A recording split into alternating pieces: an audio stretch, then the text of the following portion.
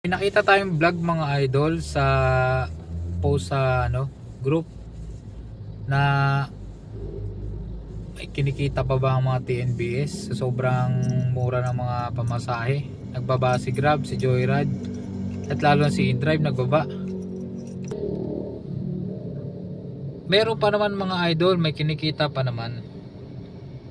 Ang totoo talaga, nagsilipatan talaga ang iba sa Move It. Kasi ang Move It mabilisan mga idol. Baga instant, nandun ka na kaagad. Halos walang traffic. Di tulad ng 4 wheels na traffic. So totoo naman yung sinabi ng isang Grab na vlogger